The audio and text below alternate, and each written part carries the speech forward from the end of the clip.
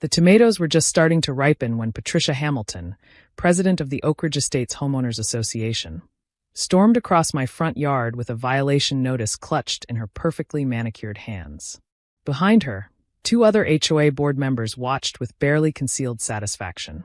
I'm Elena Martinez, 35, a history professor at the local university, and according to Patricia, a menace to property values because of my vegetable garden. The garden that had taken over what was supposed to be a regulation Kentucky bluegrass lawn. "This is your final warning," Patricia declared, her voice carrying across the quiet suburban street. "That unsightly mess needs to be gone by tomorrow, or you'll face fines of $200 per day." I wiped my hands on my gardening apron, feeling the familiar texture of the soil under my fingernails. "The HOA bylaws don't prohibit vegetable gardens, Patricia. I checked before I started planting. The bylaws require all front yards to be properly landscaped," she countered. "This farm is not proper landscaping." I looked at my garden, neat rows of tomatoes, peppers, beans, and herbs, bordered by flowering native plants that attracted beneficial insects. Solar-powered garden lights marked the paths between beds. It was, in my professional opinion as both a historian and a gardener, beautiful. "Actually," I said, "this land has a much longer history of being a farm than a lawn." Patricia rolled her eyes. "Save the history lessons for your students. You have 24 hours to remove every last vegetable plant, or we'll take legal action." As she marched away, I heard one of the board members mutter, "These new people moving in, thinking they can change everything." I'd bought my house in Oak Ridge Estates 6 months ago, attracted by its surprisingly affordable price and the large, south-facing yard perfect for growing food. The previous owner, old Mr. Chun, had sold it well below market value with one unusual condition: that I visit him at his retirement home before finalizing the purchase. That visit had changed everything. Now, watching Patricia's retreating form, I pulled out my phone and made 2 calls.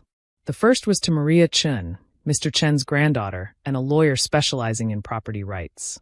The second was to the town clerk's office, where I'd been doing research for the past month. "They finally did it?" Maria asked without preamble. "Took them longer than we expected. Tomorrow's deadline," I confirmed. "Is everything ready?" "Just got the final documentation from the state archives this morning." "Perfect timing. I'll call for an emergency HOA meeting tonight. As a property owner in the development, I have that right." I smiled, remembering the day I learned that Maria owned 3 rental properties in Oak Ridge Estates.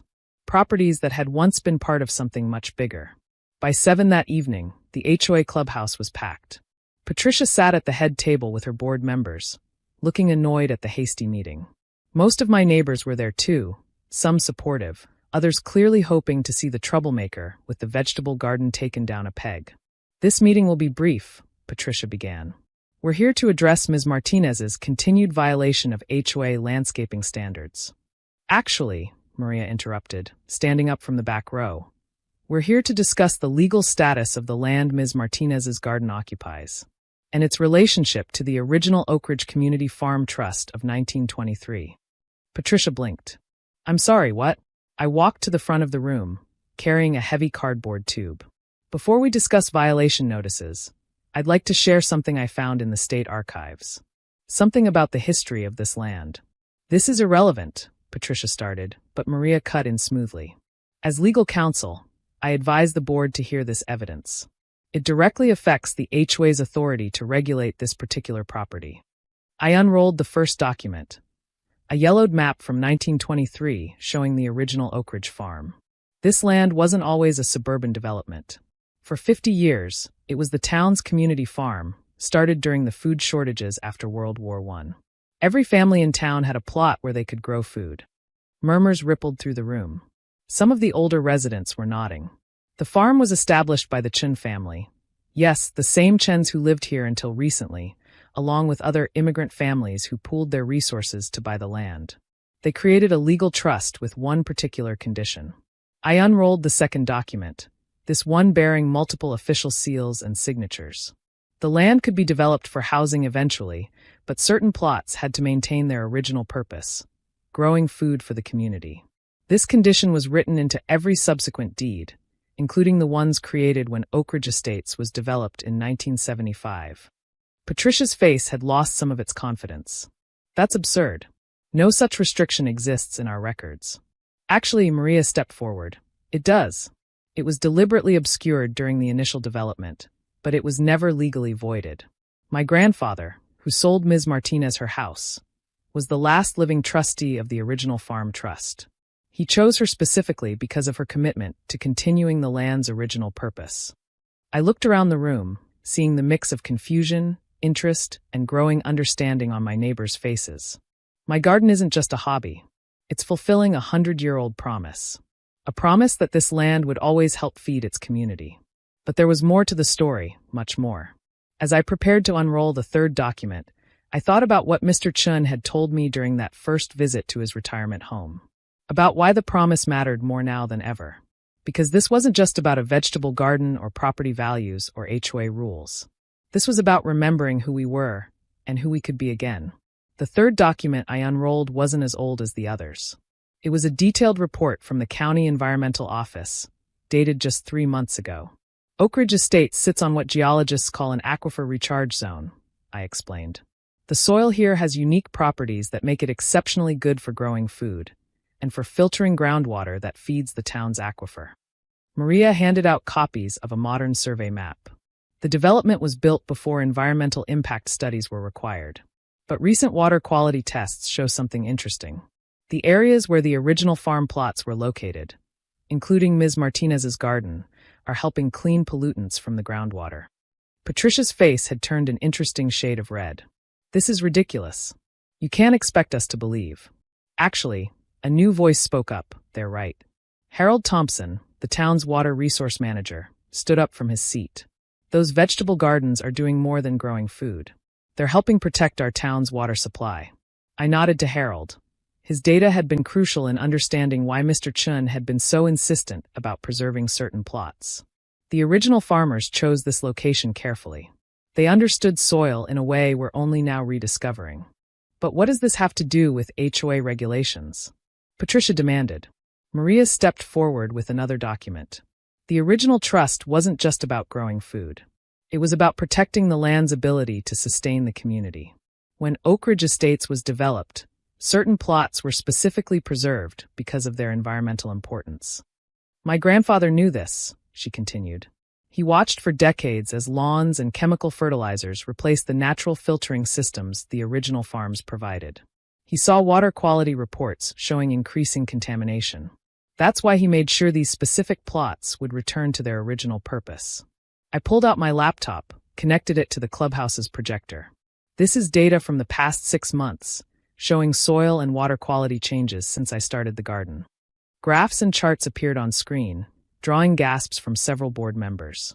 The natural gardening methods I use, no chemical fertilizers, companion planting, native species, are actually improving water quality in the surrounding area. Just like the original farm did 100 years ago. Patricia's expression had shifted from anger to uncertainty.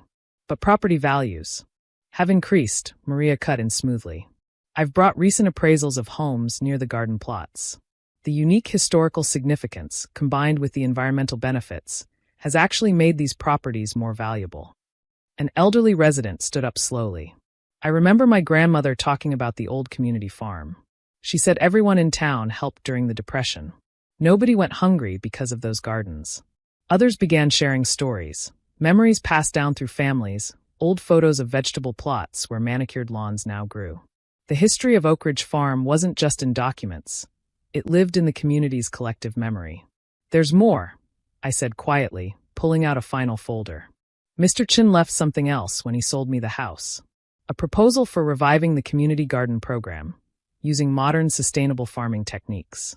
A way to honor the past while preparing for the future.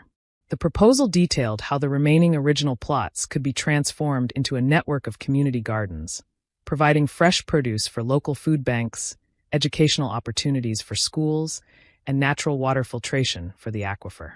The trust included funding, Maria explained.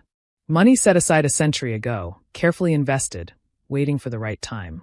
Enough to help other homeowners convert their plots back to gardens if they choose. Patricia looked around the room, seeing the changing expressions on her neighbors' faces. This would change the whole character of the neighborhood. It would restore the neighborhood's original character, I corrected gently. while solving modern problems. Food security, water quality, community connection. These were important in 1923, and they're important now. Harold Thompson stood again. From a water management perspective, this could be revolutionary. Other communities are spending millions on artificial filtration systems. We have a natural solution literally in our own backyards. The next hour brought more revelations. Other homeowners discovered their properties were part of the original trust. Maria presented plans for walking paths connecting the gardens, community composting programs, and partnerships with local schools for environmental education. But the HOA bylaws, Patricia tried one last time. Need to be updated, Maria finished, to comply with the original trust requirements, which take legal precedence. My law firm will help draft the revisions pro bono. Gradually, the mood in the room shifted from confrontation to possibility. Neighbors who had never spoken began discussing garden plans. A retired teacher offered to coordinate with schools. Someone suggested a farmer's market in the clubhouse parking lot. Mr. Chun, watching from his retirement home via video call that Maria had secretly arranged, smiled as his century-old vision began to bloom again. 6 months later, my garden had company. 7 other homeowners had converted their plots back to vegetable gardens, using the trust fund's resources and my experience as a guide. The town's water quality reports showed continuing improvement. Patricia, in a surprising turn, became one of the program's strongest advocates after discovering her property was on a key aquifer recharge zone. Her expertise in organization helped create a structured system for maintaining the community gardens and distributing their produce. The HOA's new bylaws, ratified with overwhelming support, recognized the historical and environmental significance of the garden plots. Property values did indeed rise, but more importantly, the character of the neighborhood transformed. Children learned about growing food in hands-on lessons. Neighbors shared harvests and gardening tips. The clubhouse hosted canning workshops and seed exchanges. The community farm that had sustained the town during hard times was helping build a new kind of community for modern challenges.